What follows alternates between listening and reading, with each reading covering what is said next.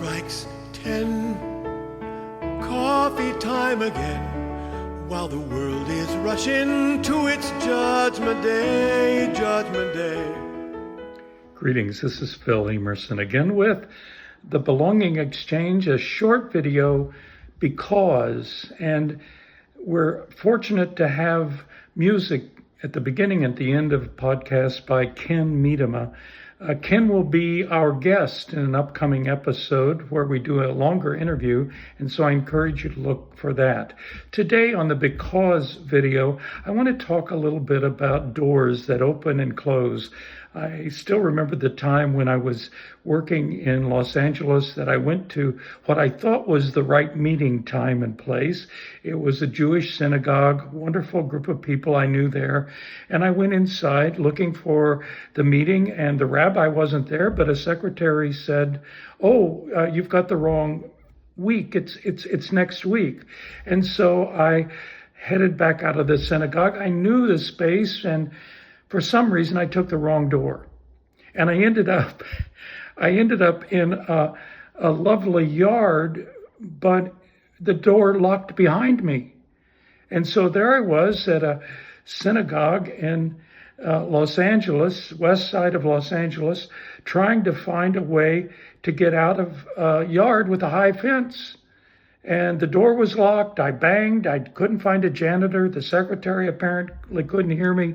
And what I ended up doing was scaling a rather tall fence. It was probably 6 feet tall, probably not too dangerous at the top because I didn't rip my trousers, which I was fearful I might do.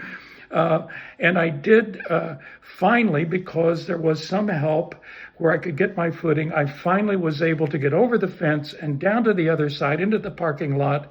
And I found myself, as I was climbing the fence and jumping down, thinking, the headline in tomorrow's Los Angeles Times will be Seminary President Caught Escaping from a Synagogue. The funny things that happen to us as we live in life. And I want to talk a little bit more in this episode and in the next about locked doors.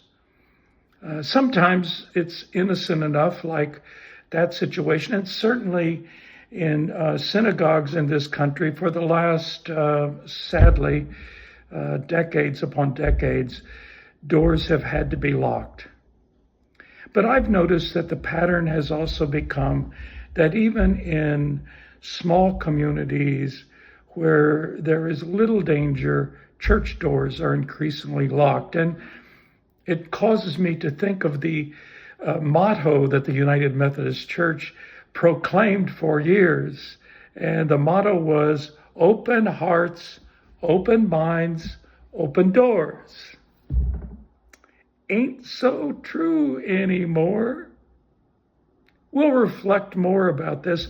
What happens in your house of worship, your church or your mosque or your synagogue? How do you demonstrate hospitality? Or are we destined to be a nation of locked doors, of closed society, of increasingly limited space? And so, from here to ever after, it's a cup of joy and laughter. So come on, my friend, it's coffee time again.